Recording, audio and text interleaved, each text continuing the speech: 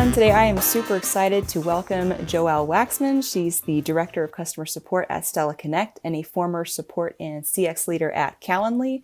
Joelle, thank you so much for being here with us today. Thanks for having me. I'm excited. I know you've managed a bunch of different support teams at different companies, small teams, larger teams. I know you hired like pretty much the entire support team at Calendly. Can you kind of walk me through your career progression and how you worked your way up to being a director of customer support? Yeah. So my first real career in the tech space was on a training team at Yext in New York City. And this was essentially almost like it was for our SMB clients. And we just all day were on the phone creating these training experiences for our SMB clients that taught them the tool and taught them how to use it. So we walked them through a pretty standard just experience of what they needed to know about the tool, each page of the tool, with goals that helped us align our day-to-day experience, making sure we were doing our job, but also help the customers sort of see the value of the tool right away. And that really, it wasn't an inbound support role, actually. It wasn't a reactive support role. It was a sort of proactive training, onboarding type of thing that I really think opened the doors for, what's important to me within the support realm, which is going beyond just giving the answer, right? It's also providing the why behind and the value of the product. So that I think really gave me like a unique perspective when I did eventually get into support. So I was on the training team at Yext, moved into a enterprise support role, which was just like a dedicated support team for a particular very large customer there. And then I moved to Atlanta. When I started working at Calendly, I started as the first support manager. We were a team of 4, I believe, 2 of which on my team started on the same day as me. So Whoa. Actually, team of 5. Yeah. So it was very small. We were all like, all right, let's just jump in together and figure this out. My job at that time was to just monitor their day to day, be there as an advocate to help them through whatever support or personal or career hurdles they crossed. And then the team continued to grow as Calendly kept growing and becoming more successful. Our volume went up, so we needed more hands on deck. The director at the time eventually left, and so I stepped into her role and took over the customer success side of things too, which at the time was just one really awesome superstar who kind of did it all. And it actually stayed that way for a while because she was so good at what she was doing. It was hard for us to realize that she needed help. But it eventually expanded where support continued to grow, customer success grew, and our focus wasn't just throwing more heads at the problem. We were very focused on how do we be very efficient here, right? What tools can we put in play? What resources can we provide? And I think we're very lucky because Calendly really is such a simple tool once you understand the fundamentals, and it really sells itself. And so from a support perspective, we gave them all the resources they needed, them being clients, customers, and customers really ran with it. I mean, obviously we had tons of support tickets all the time, but they were either very nuanced, specific use case issues that us as experts or Calendly experts were able to help with, or it was like a general, here's a help center article. We're going to explain why this is the case, but next time use this resource. And they always did. So that really took off, grew a lot there, learned a lot there, and then moved into just more support leadership as I moved on in my career. Nice. Sounds like it's been really gratifying for you so far and lots of opportunities for growth. Yeah. So far it's been a very rewarding journey and learned a lot in every single instance. So I'm very grateful for that. Yeah. So as I was mentioning earlier, some of my colleagues here at Stoneleigh who have worked with you at Calendly, they sing your praises about how great of a people manager you are. So I'm curious, can you kind of just walk me through your style as a manager of support teams? Yes, I certainly can try. I think a lot of it is, it's hard to talk about this because I think a lot of it really is like my personality and how I choose to share that personality with my teammates. I love working with people. The remote life has been very hard because, Yes. I'm an extrovert. Obviously, we can go through all of that. I get my energy from other people, but I really like to take care of people.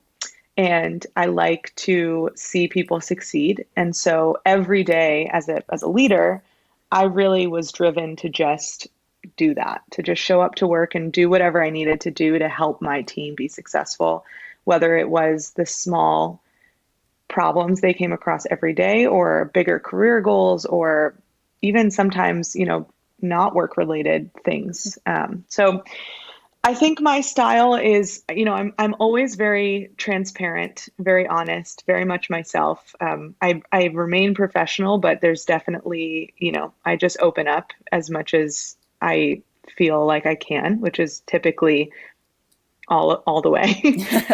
I've always discussed sort of balancing being a friend and being a leader in a role like this. I think, a support team in general, if you're doing it right, you're filling it with people that are empathetic. They love to help other people. They're just fun, enthusiastic, sort of, very objectively like warm, friendly people because they're driven by wanting to help others. That's kind of what they want to sign up for to do full time. So they have a certain type of personality that they want to get to know people, they want to help other people. So I've always tried to just create an environment where people felt like family and they felt close and they loved coming to work and it was fun. But it wasn't just, I think what made it fun, it wasn't gimmicky. We did silly things. We celebrated, graduating like a new hire sort of onboarding experience and we had fun social events. But I think what really created that environment was hiring people and sort of instilling this work ethic that you really love this product and you really feel passionate about what it is that we're doing and who it is that we're supporting and what message we're getting across. And I think Calendly did that really well. The product made it really easy to be a believer. So, but I have found in other roles, if you're not 100%, the biggest fan of what you work for and passionate about the actual product and the experience it provides, it's hard to admit that. And I think giving that passion and providing it in every day, again, internally as an employee and also externally as a support person, makes your job a lot more fun and a lot more rewarding because typically the people around you can feel that and they, grow off of it. So I think, again, balancing being a friend and being a manager, being a leader, I was very open, very available as much as possible, sort of like physically and emotionally put myself amongst the team, never really separated myself. I did the work too. I think that's a huge part of it as a leader is leading by example. And even sometimes like we would get tasks that I can't remember exactly, but there was like this really tedious project that needed to be done. Like we needed to add a tag to like every organization in Zendesk or something that was going to take forever.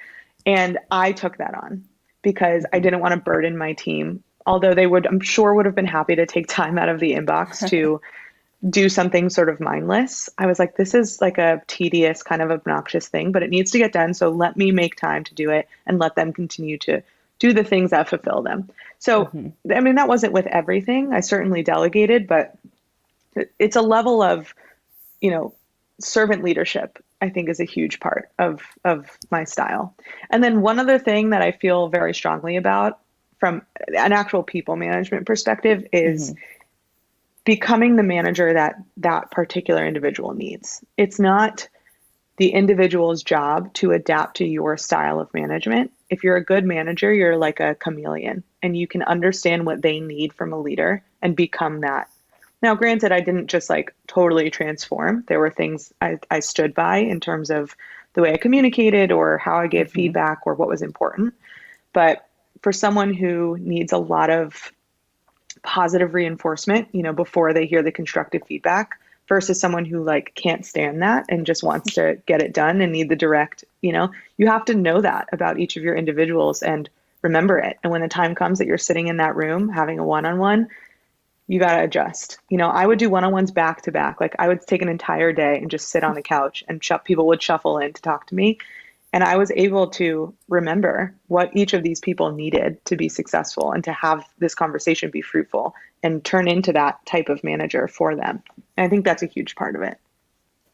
Wow, I love that. I love your note about being a chameleon, but still holding to your like what you need to do as a manager. I love Right. that. Yeah. I And mean, there are I certain fundamentals to being able to push someone forward and, mhm, continue to motivate them. But you can't push like a very direct, strong-willed type of feedback on someone who just literally can't handle that, and that's okay. mhm.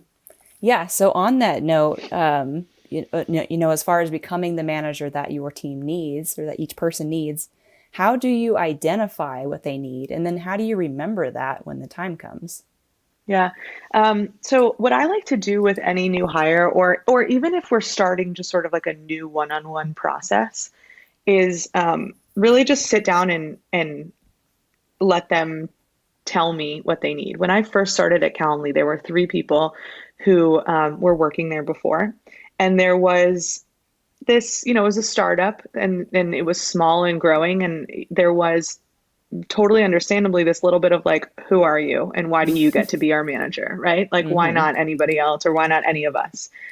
For the record, these people are my very, very good friends now, and they were within a week. But I was like, okay, I understand that I'm coming in brand new to a company in a leadership role, and that needs to be addressed. Hmm. So, and I did this when I worked at Samsara too, when I was just meeting the new team.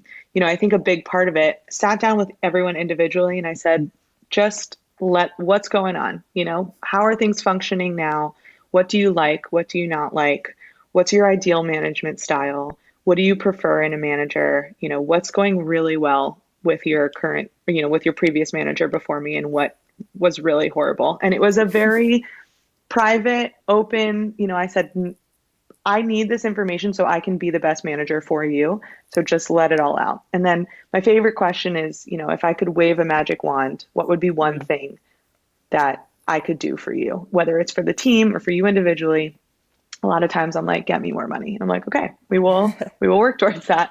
Or a lot of times it was, more hands-on, don't reschedule our one-on-ones. Like stay on schedule there. I'm like, okay, that's easy enough.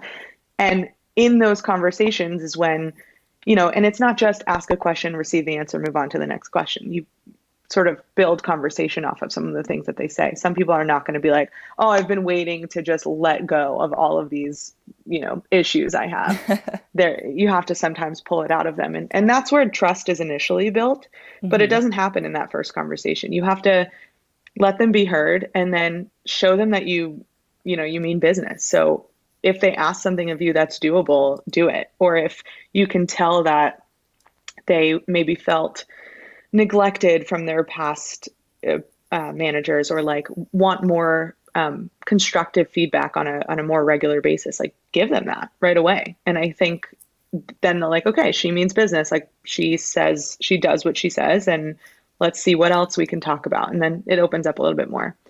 In terms of remembering it, I don't really know that I have tricks. I think I've gotten lucky where I really, part of it is really caring about your team. Everyone for me that has ever been a direct report, I cared very deeply about and wanted them to be successful. And so I was just able to stick, I guess. I mean, take notes too, Hmm. but eventually Yep. it gets in your brain. Yeah. I wrote Okay. everything down in those first meetings and I told them I would. And, people were willing to share. So, Hmm. Yeah, and I bet on some level they appreciated that evidence almost that you are going to remember, you are taking the right. time to write it down. Yeah. Yeah, exactly. So given that, you're really trying to build trust with these people and that you care so deeply about your teammates, how do you balance being a friend and a manager, especially when there's hard things, like if you have to let someone go or if there's Hmm. anything that's like the hard stuff, basically. Yeah. I have been very lucky to not have had to deal with that many hard things. I've definitely had hard conversations and even like performance improvement plans, like that type of stuff. Luckily, Hmm. I've never had to let anyone go, but I think the balance there, I mean, ideally, you've created this relationship of understanding and trust and transparency before you're in this position. And I would imagine that actually, if you're a new manager, that might not be the case. You might come into a team of people where there's one or two that are just underperforming or having whatever issues, and all of a sudden you're given this burden of having to deal with it. I had a little bit of that before, and I think the balance is, showing that you are also a human, and but making sure you're not talking about yourself too much either. This is advice I've given to my managers in the past that have reported under me in these situations. Is like, show that you've been in their shoes in some capacity or that you understand, but you can't make it all about you. You can't interrupt and say, "Oh yeah, I get it because I went through X, Y, and Z." But you can share, I understand why you might be feeling this way because of this one particular experience I've had.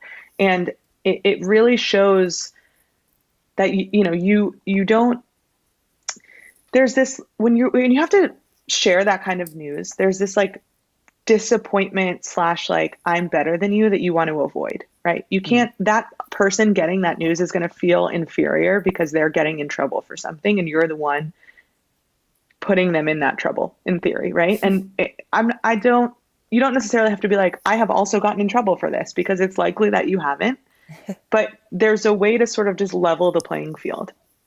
And for me, when there were hard things to talk about, it was always, let's talk about why we think this is happening. Not like, let me remind you of what you did wrong or like how you're going to be Hmm. punished for it. It's, or what the repercussions are. It's what, for example, and this is not as grand of a scale as like letting someone go, but when we would do ticket reviews, sort of like QAs of the tickets, and someone just did not do a good job, like just straight up did not say the right answer, totally missed the mark. It's not like, here's all the reasons why you're wrong. It's, do you remember what was going on in your head at this time? Or what did you think this question was asking? Or let's talk through your thought process. Because most of the time it's like, I remember once someone just said, you know what, Joelle, I was in a totally outside myself headspace. Like I was not focused at work. I was not paying attention. I did not care about my job in that moment because I had other things going on. And what that did is open the door for me to say, I'm here if you want to talk about those other things going on. But on the work side of things, like, okay, that's totally fine. We're all human beings. We're allowed to go through those things. Let's talk about how to deal with that next time it happens. Instead of continuing to do the work and potentially running into problems like this, how can you give yourself the moments you need to regroup? Should you go for a walk? Can you let me know and we could go for a walk? We Hmm. could listen to a podcast, take a break, like do a breathing exercise. It was all about encouraging people to just share either with their managers or me or their peers, and just being self-aware of when they were not going to be at their best, and that was okay, and what to do to regroup. So I don't know if I answered your question. Yeah, no, for sure. I love that too, how it's not, why did you do this thing wrong? It's, hey, like, can you just tell me what was going on? Like trying to understand their Right. side of the story. Right. Well, of Yeah. course, it doesn't help to just sort of lay blame and say, do better next time. And even in regular feedback, you need to Hmm. understand why they made the mistake so that you can fix it before it happens again, not just tell them what was, what would have been right. Hmm. Yeah. Yeah, that makes a lot of sense. Yeah. Um, so kind of transitioning to like a lighter side of this conversation.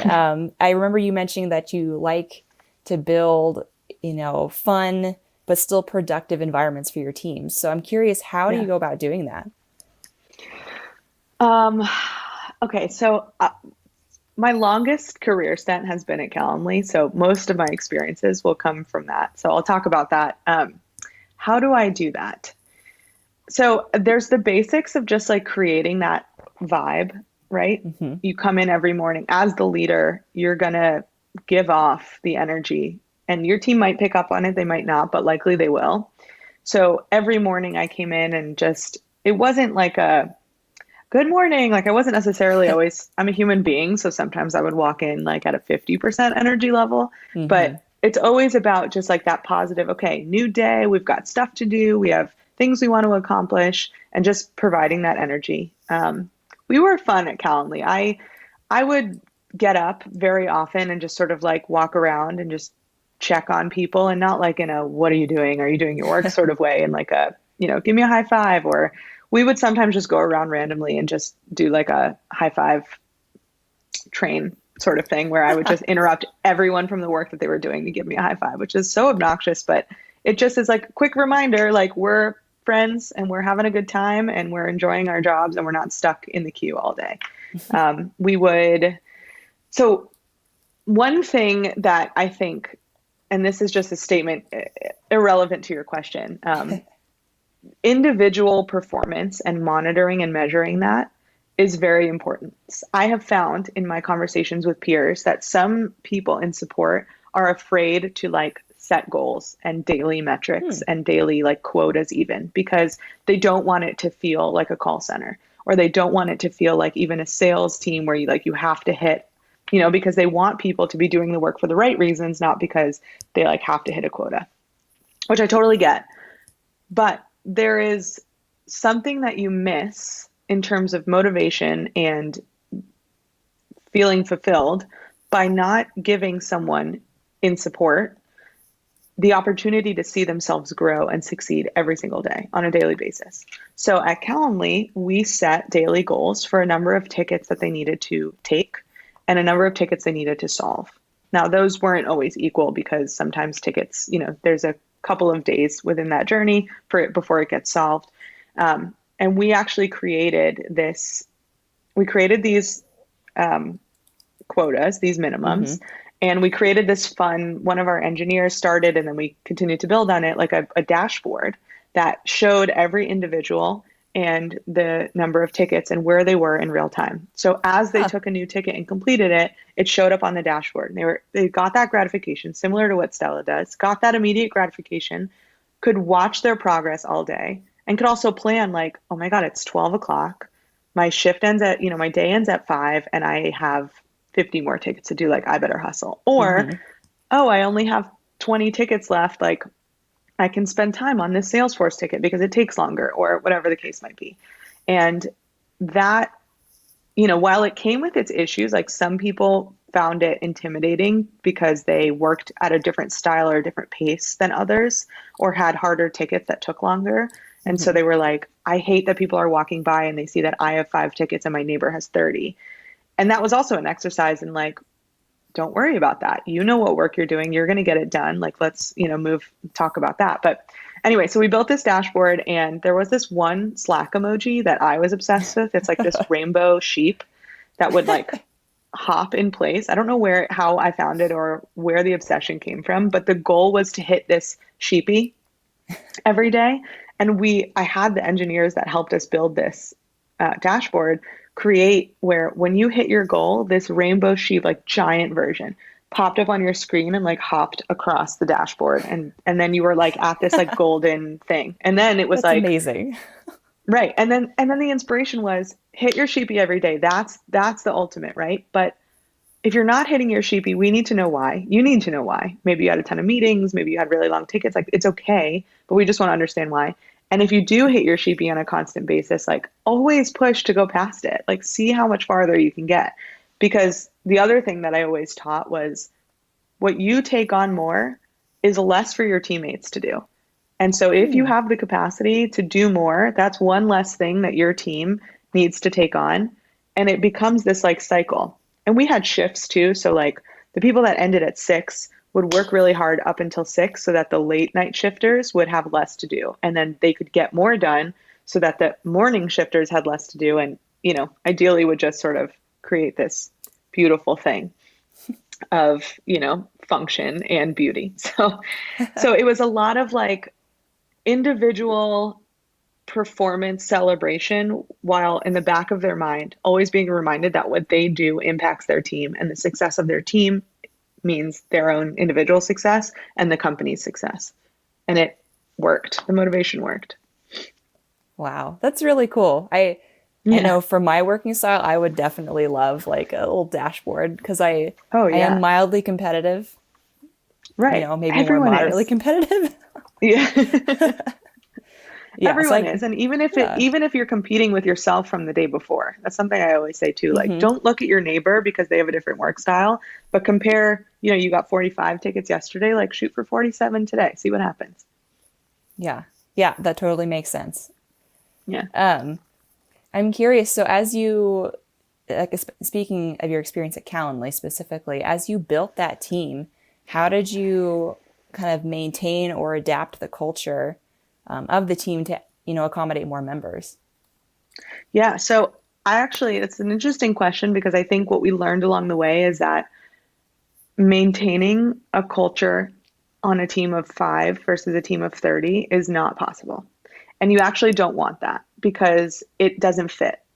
And I think that was something that me and my manager struggled with as we were like, it feels different. Like this group of people feels different. We don't feel as X, Y, and Z, whatever it was. And once we sort of got to the realization that it's supposed to feel different, we have new personalities, we have new team members, new work styles, and 5 additional people. It's going to feel different. But what are the fundamentals that are important to us and how do we maintain those?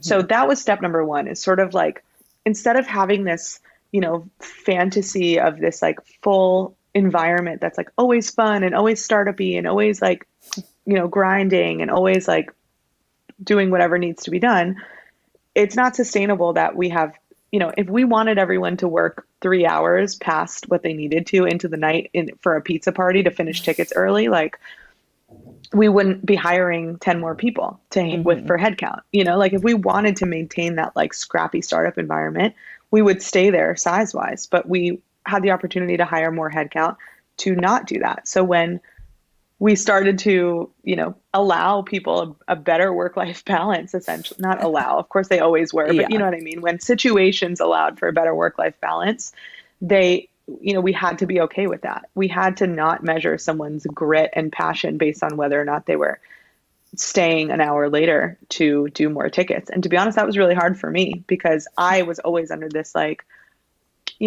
what else are we doing? 5 more minutes. The traffic sucks in Atlanta. Like, just grab 5 more tickets. It's 5 less for your team to do. And I had to adjust from that too and say, what does our culture look like now that we have enough people to properly handle the tickets that need to be handled within their appropriate shifts? And they can go home when the clock hits 5 o'clock. And I think what I learned there was, again, what was important at Calendly was this dedication to the work and the product. And that was always what drove anyone to do anything.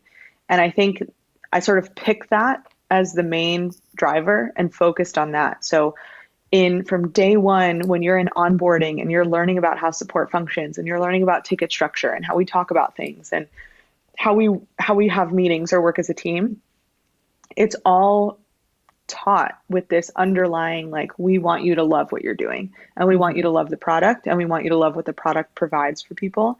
And then it's about celebrating when those moments happen. So when we with Stella Connect, for example, when we saw good feedback come in where someone's like, so and so was so great at helping me out, like I love Calendly so much and I love this person, we went berserk over that. I shared it to the entire company Slack channel. We ran around, we high-fived, and again, this is all like in office, so Hmm. things would be different now, but we celebrated when it was like truly a celebration. And I say that in some companies go overboard and it becomes stale. The celebrations become stale and disgenuine. Like no, it doesn't feel as authentic Hmm. because it's happening. The celebrations are happening all the time. So really celebrate it when you mean it. I mean, always applaud someone for a good job, right? But you Hmm. don't want it to feel like a pat on the back. You want it to feel real. So we went crazy as a team when people crushed it. I mean, when new hires got their first piece of feedback from a customer that was, positive feedback, Hmm. it was like you would have thought it was the 4th of July. Like people were bugging out. It's just so excited. And I think that team culture of like, hey, this is what we do, and we are just bringing you into it. We're just head first. We love what we do. We love you. and you're going to love what you do. Let's Hmm. get into it. And it just worked. I don't know. There is no like recipe, there's no to-do list to make this happen. It really is about like a mental state and how you show that to your team. Yeah. So besides the, celebrating like a new hire's first positive review, what were some of the other things that would cause a big celebration? Um, Pretty much we lived on good feedback. So anytime we got customer feedback, I think people hitting their daily ticket numbers, especially those like new hires that when new hires start, they sort of, in addition to like ramping up on knowledge, they also have a ramp up period for a number of tickets. We don't expect someone on their first day to be able to crush 35 tickets, right? So we'll Hmm. start them with 10 or something. So that first sheepy, right, was always a big celebration for someone, or someone who's been struggling and then or gets their sheepy early in the day because they just decided to be heads down and just sort of crush it, was a big celebration. We, people had other responsibilities like side projects and different things that they were working on. So it wasn't always about like getting up and screaming, although we did do a lot of that. It was also like in our meetings, like giving shout outs to people who deserved it, or talking about wins, things that were good from the 2 weeks before, or things that needed work. And typically, everyone talked about each other and the way that they helped each other, or the way they sort of celebrated each other throughout the week, or were there for them in whatever capacity. Hmm. Someone helped me with this ticket, whatever the case might have been. So I think as a leader, it's about leading by example in that way. So, celebrating your team or giving credit where it's due, and making sure like that is a fundamental focus of your conversations, without, again, sort of like muddying the waters with too much of it, you know, Hmm. make it genuine and make it real. And then people will start to do the same and celebrate others, and opening the doors for it, opening the space for it. It might be like on day one, we are going to take 20 minutes to go around and say something nice that someone else on your team did for you. And it might just be like this awkward sort of breaking the ice thing, but then it becomes a personality trait of your team where you compliment others. And again, like teams can really go overboard with this, and it could be fake, and you could see right through it. You don't want to overkill, but Hmm. if it's genuine and you truly feel like this want to celebrate this person because they helped you or they succeeded in something, then you're gonna just do it. You're gonna find a way to get the word out that they crushed it. Hmm.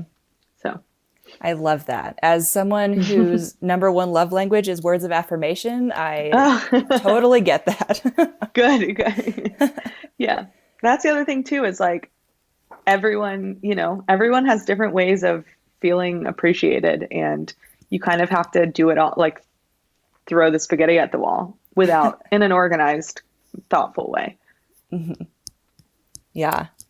Um, Earlier you talked about how important it is for you to make sure your team really believes in the product.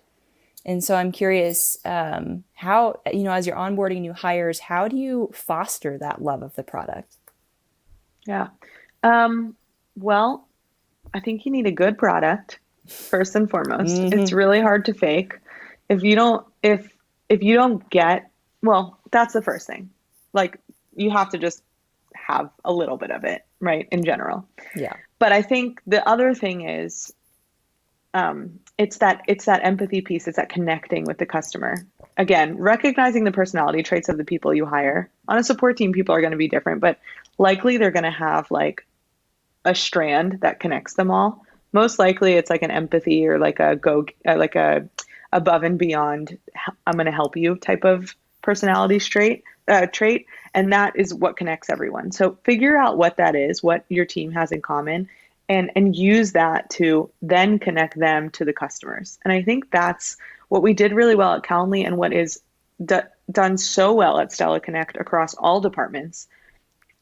At Stella Connect, we are a tool to help, better the customer experience as a customer or customer facing team. Hmm. So to support people, that our support people is very easy. We are speaking the same language, right? So I can totally put myself in the shoes of Stella Connect clients. And when they're coming with a problem and they're all like in a tizzy over it, I can speak their language and they know that I'm with them and we're on the same page and we're going to get it fixed, and they trust me because they know that we're in the same universe. Now with Calendly, you might have been talking to an SDR, you might have been talking to a hairstylist, but at the end of the day, they were a person who is trying to make scheduling better and easier and more efficient. And if you can just sort of like connect with them and sort of understand the use case and their needs, it makes it really easy to fix the problem and communicate in a way that is warm and genuine. I think one thing that Calendly did really well, Taupe always said to everyone, no matter what you did at Calendly, no matter what your job was, he wanted everyone to be able to at least be able to pitch the value of Calendly to any particular type of of our main sort of use cases. So if you ran into someone on the street and they were on a sales team, or if they were a life coach, you needed to be able to like give them the proper elevator pitch that showed the value of Calendly for their particular needs. And that was he wanted that for across the whole company. And we did that support like 1,000 times over. We needed to understand every use case. It was important to us to not only give the answer they were looking for, but explain for them specifically why this was going to be helpful. Or they ask a question and we're like, I see you asking this question. I raise you your next question, which is going to be this. So let us give you this answer as well. Or let me share this feature that you might not know about because it's hidden behind X, Y, and Z buttons that is going to also help with your experience. So it's about being a product expert. Like essentially we told them from day one, you need to be the person that knows the most about this product. And you need to know the most about our customers. And by knowing the most about both of those things, you start to fall in love with it because you see it working and you see those aha moments and you see people being like, oh my God, Stella Connect is the absolute best, or Calendly saved my life, and then you're like, yeah, okay, I helped with that. I want more of that. Gotcha. Yeah, I can imagine that must be really gratifying. Like I know for me as a marketer, sometimes we don't always hear those Right. Those success stories firsthand. And I always appreciate hearing from our more customer facing people, like that positive feedback. Especially when they're so dramatic about it, like this changed my life. I'm like, but I bet it really did. Like, I bet you really had headaches every day about scheduling. Or like with Stella as a client, I literally saw the change from my team not really having much motivation to all of a sudden wanting to take every single ticket because it meant an opportunity to get positive feedback from a customer within minutes. It totally changed the way we worked because people wanted that affirmation. And so morale was like skyrocketed. It was great. That's awesome. Yeah. Kind of transitioning a little bit more to the sort of the management strategy side of things. So as you grow teams, like at Calendly, as you were hiring and really growing that team, how do you know who to promote? Like, how do you figure out that part? This is a fun one. So I have been thinking about this for a while because every peer I talk to sort of like in the CX space runs into this problem. And I wouldn't say we solved it at Calendly, but we definitely figured it out pretty significantly. So what I have seen with small companies, startups, especially in the SaaS world, is even if on day one, they're like, we are customer centric, we want to put support first.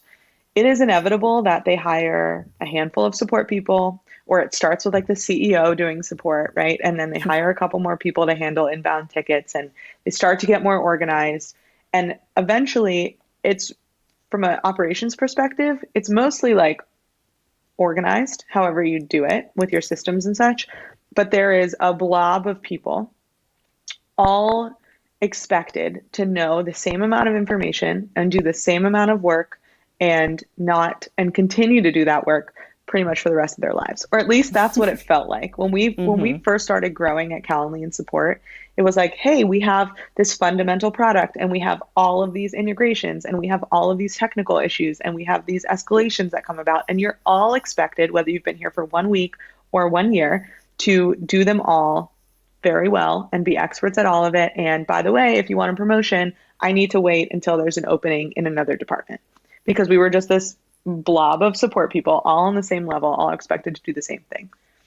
That obviously was not working. I had people, really strong support people on my team, that I was losing to other teams because they wanted to grow and they were young, hungry, sort of ambitious people, which they should be, because that's who I was hiring, Mm-hmm. who wanted more to their career. And I'm like, yes, go for it. It was so exciting when I remember one of our strongest members moved to the sales team. And I was like, let's see how this goes. And she crushed it because she knew the product really well and she loved the product. So it was easy to sell for her. And I remember being so proud of the people who have come from my little blob of support people and crushed their new jobs outside of the department. But I was like, I don't want to lose these people, Mm-hmm. and no one wants to stay in a support role, or at least at our stage, no one wanted to stay in the support role for over a year. And it was like, already, oh my God, you've been in this role for a year, you haven't gotten a promotion to something else, like something's wrong, right? And that just was not sustainable. So long story short, I eventually rolled out a tiered system, which I would recommend to most support teams, where you sort of start by breaking down the content of the tickets you get. What types of tickets are coming in? How hard are they? How long do they take? What's the context? And understanding both in volume of those categories and also like effort, both customer effort and internal effort, sort of splitting them up. And essentially what we did at Calendly is, after a lot of data mining and a lot of research, we had this bucket of sort of like basic Calendly functionality, like what is availability or how do I connect my calendar, just like the basic stuff. Mm-hmm. There were some like administrative tasks, like changing your password or billing related stuff. And then there were all of the integration questions and a couple of more complicated calendar connections. And I was like, all right, this bucket of tickets should take, when you're fully ramped, should take 2 to 5 minutes to complete. This bucket of tickets takes about 7 to 10. So how do we become more efficient as a team? And the other thing I thought about, and this is actually huge, and what I tell a lot of people when they talk to me about setting up their support teams, is you also have to keep in mind like the workflow of your team and how to be most productive, how to help them be most productive. And if you're at Calendly, we had a workflow where you sort of just took the next ticket in line. It was like Mm-hmm. first in, first out, grab the next ticket when you're done with the one that you're on. And they were sort of this like looming, oh God, what's it going to be? Is it going to be an easy one or is it going to be a more complicated one? And am I in the right headspace to prepare for that? And then that sort of like people sort of spiraled, and we grew into this place of like lots of stepping away from their computer to like avoid the next ticket, or just sort of burning out a lot faster, because they just, not only were they having to do this work that was hard, but they were also getting in their heads of like, oh God, what's going to be next, and building up that pressure. Mm-hmm. So another thing I found is by splitting these topics, you sort of kept them in one headspace for a certain amount of time, and they were able to crank out more tickets and get through more tickets because, for example, tier 2 knew that every ticket they were going to pick up was going to be a more difficult one, and they were ready to go. They were in that headspace. They mentally prepared for the next 3 hours. I'm just going to crank through as many of these difficult integration related tickets as I can. And on the flip side, tier 1 was like, this is a breeze. Like, I know what I'm up against. I don't have to be scared that I'm going to come across like an Outlook plugin ticket. Mm-hmm. And, I'm just going to crush these tickets too. And what it did was allowed them to stay focused in their headspace. It created a lot more motivation and fulfillment because they were actually getting work done and not coming across these like impossible roadblocks, and made our team way more efficient. Like, we got way more done because these people were crushing these types of tickets. These people were crushing these types of tickets, and they had different SLAs and different expectations. And then part of that was, okay, so back to your original question an hour ago, the that was the growth pattern. You started in tier one, you grew to tier two, and then to tier three, which was, I think now is sort of like a developer support. So it's like even more technical, a little bit code language type of stuff. But so by starting at the sort of entry level, you also were learning at a slower pace that made more sense. Instead of like, hey, here's all of this information, learn it all at once and be good at it. It was like, here's a small little nugget of information, here's another, and it compounding knowledge. So that way we gave them the opportunity to learn, and then it was up to them to sort of take that knowledge and put it into play. Eventually, so for example, like most of the time, tier two tickets would automate and end up in the tier two queue, like by an automation that we had in Zendesk. But sometimes tier one tickets would either turn into a tier two topic, or they would just somehow make it in the tier one inbox. And what we would say to them is, if you come across like a Salesforce ticket and the inbox isn't crazy and you have 5 to 7 minutes and you've learned about it, challenge yourself as a tier one person. You're not allowed to take a tier two ticket. It's just about efficiency. But if you have the time and you're confident and you want to give it a shot, do it. And it was learning the content like as a structured education schedule, and being given the opportunity to like try things when they came across their plate. People eventually were ready to be promoted to that tier two, and it made sense.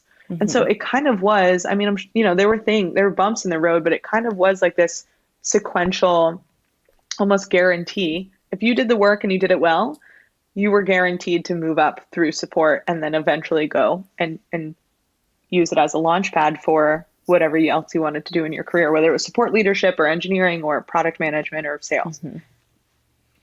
Okay. That's really smart. Told you I talked a lot. That's really smart. I can see how having like that clear roadmap when you're starting out would be really helpful and motivating too. Right. That's the other thing too, is it encourages people to work hard and learn and do their job really well because they can actually see what is next for them. Whereas before, when we were a blob, it was like, why am I working so hard when I have no path of what's going to happen? And I'm just waiting on an opening in product when I don't even know anything about product. Like that's my only shot. I'm going to clock in and clock out and collect a paycheck, And we don't want that. Right. Yeah. So at Calendly, once did each tier have its own manager, or is that how it worked? Yeah, once we got to a certain size, each tier had a manager. We worked a lot as a department, but once we got big enough, tier one had their own meetings, their own retros where they talked about their goals, because it was very different from tier two. Also at Calendly, tier two was responsible for our paid user queue, which had a different, faster SLA. So, they had different skills to work on. They worked on multitasking and workflow, and they also had side projects and a little bit more time out of the box to do more advanced, sort of like efficiency stuff within the team. And tier one, of course they got those opportunities too, but really tier one was like, your goal was to become a product expert. So just crush everything you needed to learn about Calendly and just be so good at it that you could answer anything with your eyes closed.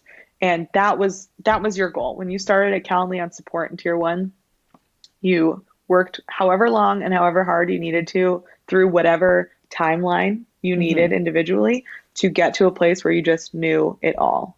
Tier one, all of tier one stuff. And then we slowly taught you tier two in increments. And then, when the time came, you were promoted to tier two. Cool. So for each of the managers of those tiers, how did you determine who to promote to that management role? So I think, very lucky. I had a lot of, every person that we hired that I worked with at Calendly on the support team was amazing in their own way. But some of the beginning hires, some of the first hires that we made were very strong individual contributors that really dove into the whole sort of love what you do, love this team, love to see it grow. And they were all, and again, as I mentioned, like I was specifically hiring very ambitious, Mm-hmm. self-starting people who would look outside of the core definition of the job to think of other things. And these are people who do that next thing and go above and beyond and come in earlier, stay late because they're excited about this project they're working on, and want to keep doing it. And we got to a point, luckily, when the tier structure was happening, there were a few individuals who really were already sort of like leaders, just innately and, just casually, unofficially. They knew they were product experts. People trusted them. People came to them about things, and they were always coming to me with ideas or how can I help, or Joelle, what do you need from me? Or, just really passionate and had leadership, like innately had leadership within them. And it took a long time, but they sort of took on the responsibility of these roles.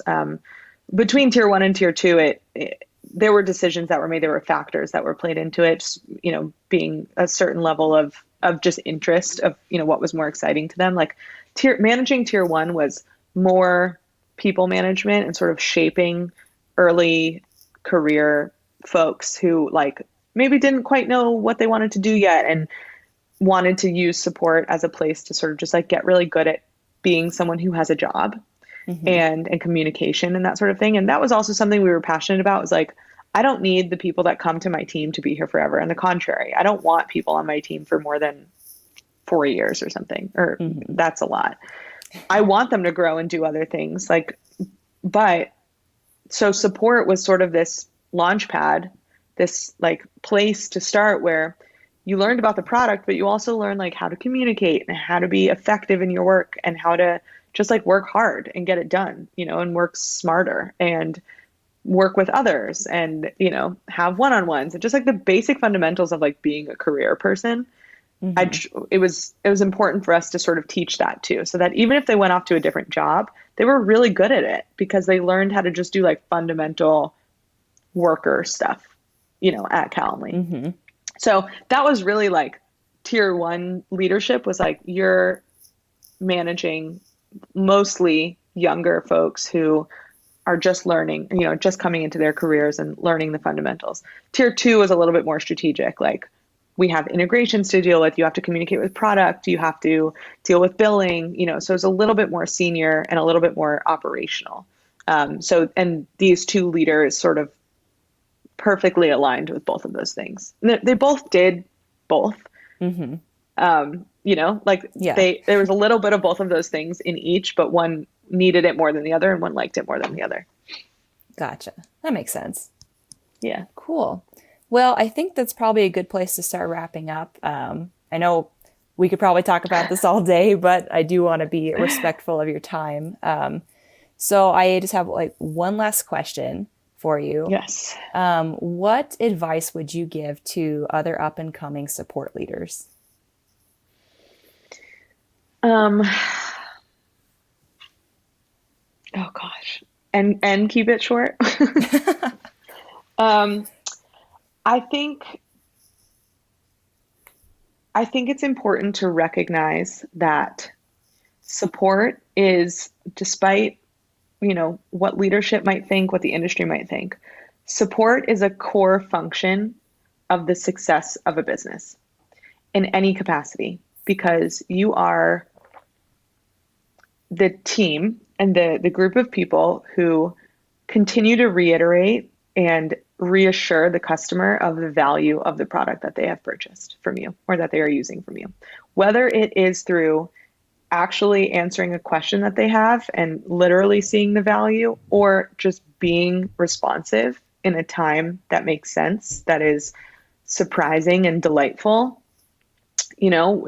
People have a stigma about support. No matter how many good support experiences people have, they will always expect the worst. Mm-hmm. So if you go above and beyond, they will constantly be surprised by that. And that also reassures the value of your company to them, and the value that they will come back next year, or they will tell their friends, or they will spread the word or keep using the product. So you have to, as a support leader, you may come across hurdles where people are telling you otherwise. And because it's not a revenue, necessarily a revenue driven department, or something that like shows immediate impact, because it's very subjective and very like emotional, really. Mm-hmm. You have to be steadfast in that what you are doing and the work that your team does is incredibly important to the success of the company. If you're lucky enough to find a company that gets that, really lean into it. If you have some convincing to do work on doing that convincing, because it is incredibly important for people to understand what what impact that has on a company, and don't give up on that, I guess is my best advice. And then one other thing so there's like a support, in general as a whole, and then there's your team and your people. Be their number one advocate. It's really hard to advocate for yourself in general, but specifically in a support role. Similar to what I said before, there's not a lot of like tangible evidence that other people outside of support care about to prove your worth, unfortunately, again, because it's very emotional and it's very subjective. So as a leader, it is important to do everything in your power every single day to show the value of each and every individual team member and make sure that they continue to be successful in their career. And that has to come first before anything else. I love That's that. my advice. That was so good. Thank you. Awesome. Well, thank you so much for taking the time to do this, Joelle. I really enjoyed our Thanks conversation. for having me. Yeah. Me too.